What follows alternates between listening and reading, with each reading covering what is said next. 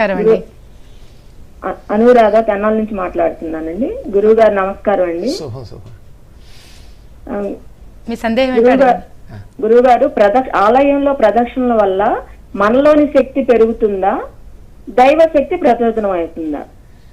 మన శక్తి పెరుగుతుంది. ఎందుకంటే మన శరీరంలో ఉన్న నాడులన్నీ ఆ ప్రదక్షిణ చేస్తున్నప్పుడు బాగా ప్రచోదనం అవుతాయి, కదులుతాయి.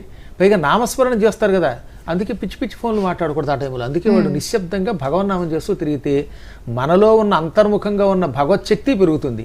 భగవంతుడిలో ఉన్న శక్తి మన మీద ప్రసారం అవుతుందట. ఈ ప్రదక్షిణ చేసేవాడిని చూస్తే జాలిపడిపోతాడు ఆయన. విగ్రహంలోంచి వచ్చి రక్షిస్తానని చెప్పాడు ఆయన. అందుకే పూర్వకాలంలో అన్నేసి ప్రదక్షిణ చేసేవారు. ఇటు దైవశక్తి మన మీద పడుతుంది, మన శక్తి పెరుగుతుంది. ఈ రెండు శక్తులు కలిస్తే ఇక తిరుగుండదు. దానివల్ల బుద్ధిశక్తి పెరుగుతుందట.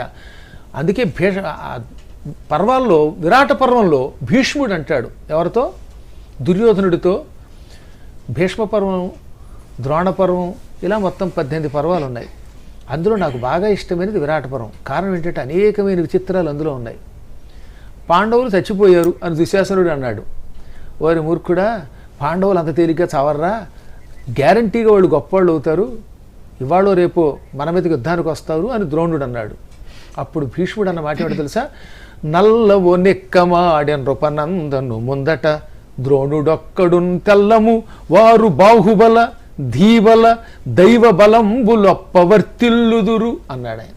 నేను ఈ మొత్తం పద్యానికి అర్థం చెప్పక్కర్లా, ఈ 3 చాలు. పాండవులకి ఎప్పుడూ ఏ కష్టము రాదు. కారణం ఏమిటో తెలుసా? ముందు వాళ్ళకి పుట్టుకతో బాహుబలం ఉన్నది. భగవంతుడిచ్చిన శక్తి పుట్టుకతో వచ్చింది. తెలివితేటలున్నాయి. మూడవది దైవ బలం ఉన్నది. బాహుబలము, బుద్ధిబలము, దైవ బలము ఉన్నవాడికి ఏ కష్టము రాదన్నాడు. కారణం ఏమిటో మళ్ళీ ఆనుశాసనిక పర్వంలో చెప్పాడు. ఏమని?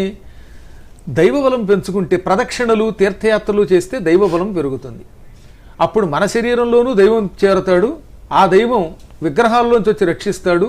దీనివల్ల బాహుబలం పెరుగుతుంది, దానివల్ల బుద్ధిబలం పెరుగుతుంది. అప్పుడు వాడికి విజయం వస్తుంది అన్నాడు. ఇప్పుడు మీకు అర్థమైంది కదా. కాబట్టి అందుకని ప్రదక్షిణ చేస్తే మన శక్తి పెరుగుతుంది, దైవశక్తి మనలోకి వస్తుంది.